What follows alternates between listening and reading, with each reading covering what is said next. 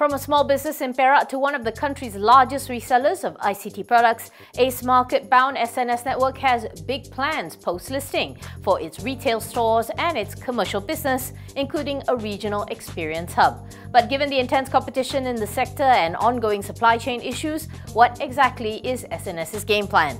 We asked Managing Director Koh Yan Hong this very question.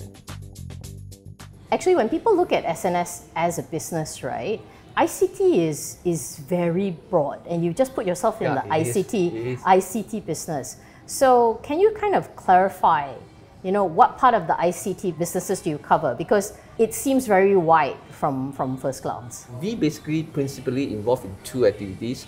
The major one is actually we are involved in the provision, sales of the ICT products, systems, services as well as solutions.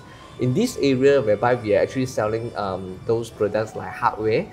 Hardware will mean to say like PCs, notebooks, tablets, server, workstation, all this. And then the other segments that we have is actually on services.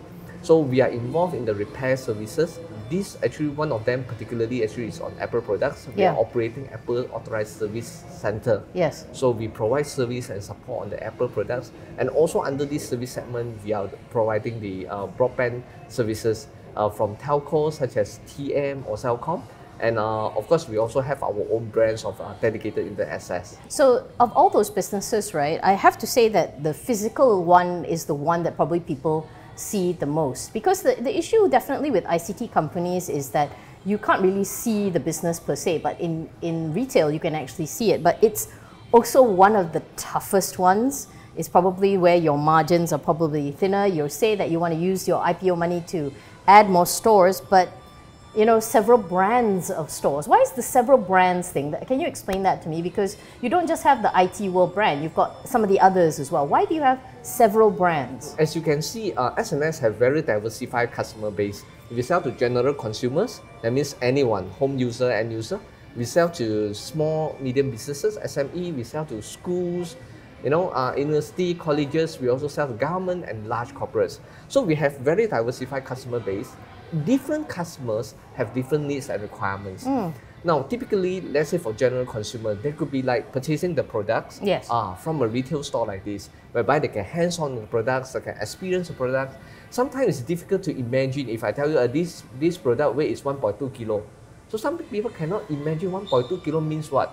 So when you hold it, when you touch it, you will feel like, whether this is suitable for you. So retail have a role to play because that is a place where you can conduct a lot of customer experience for the customers. When we plan to set up 10 stores, in fact, our total allocation of IPO proceeds is about 2.5 million. Yes. Which means to say we are allocating 250,000 per store. And I think this is not a very luxury budget but this is something realistic. And I think this is some investment that we should put in so that we can actually serve those general consumers. And not to forget, a lot of these general consumers, they are also business users. So when they are comfortable with what they experience in the store, then they may actually approach us on their company purchase, business purchase, or organization purchase. So would you think that takes away from focus? Why not just concentrate on your home brand? Why have everything not really. else? So what we want to do is a more complete product portfolio.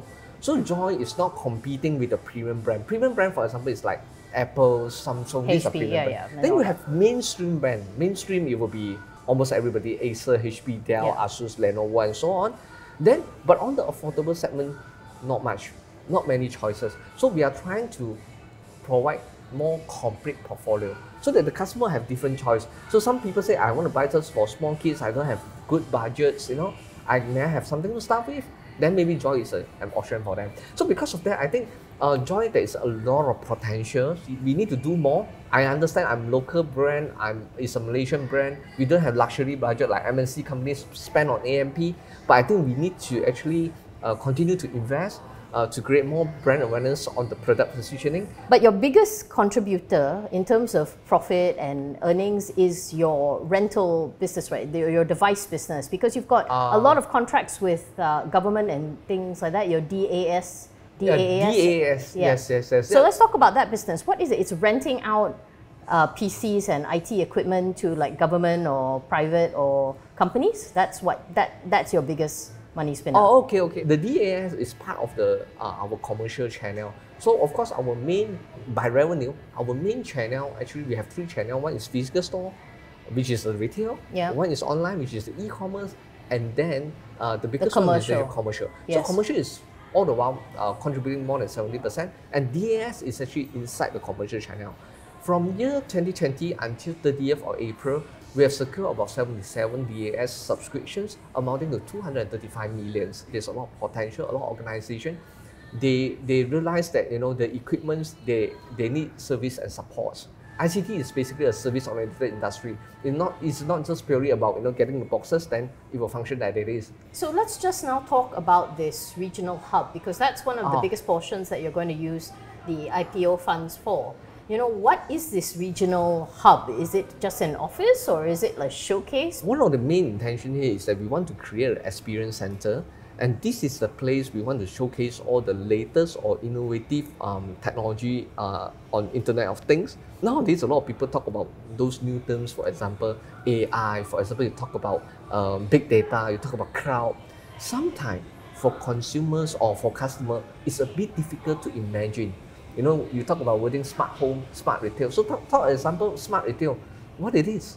So sometimes customers are very difficult to understand. So what we want to do is actually we want to create a sales gallery so that the customer can experience the technology inside this center. Hub. Yeah. So take for example smart education. We've been doing a lot of classroom educations with the school and university. Like smart education is actually very, very difficult to understand. Because the customer, let's say the school is a headmaster or teacher or even parents, they may not understand what is smart education. So we are intending to set up a classroom, build in all these IoT things, with face recognition and so on, so that the customer that come, they can experience and have fun with it. And then they can see how the technology works. The supply chain issue is still having major problems. Although you say it's true, it is a service industry, especially what you're offering in particular, all this sort of top to tail solutions providing, but the parts are still an issue. Supply is still an issue. No matter what brand that we're surrounded by, supply is still an issue. How do you handle that? Because surely that affects the number of units you sell. You must have people who come in and says, do you have this? Oh no, you don't, I'll move to somewhere else. So how do you deal with that? How we operate in our industry is like, we usually actually plan our inventory by forecast. So last time we actually forecast a 3-month inventory with our supplier or our brand principal. So we will roughly tell them, just roughly on estimates, maybe this quarter how much we will do, next quarter how much we will do. So for the past 2 years, we faced different types of challenge due to the pandemic issue, due to the logistic issue, the semiconductor issue, all these kind of issue, which is actually it's still ongoing though. Yeah, yes. It's ongoing. It's getting better, but it's still ongoing. What we need to do actually previously, we increase our forecast periods from 3 months to 6 months. So we expand our forecast a little bit longer so that everybody will be able to anticipate what are the things incoming. That is on the incoming part. Then on the other part is actually we work very closely with the customer as well. So thanks to the media has been sharing all this information about shortages, things like that. So a lot of customers, they're also aware certain parts are not available. So when we in the sales process negotiations with customer that time, we will let customer know that this item we have immediate stock. This one you may need to wait 1 month. This one you may need to wait 3 months, 4 months, 5 months, and so on.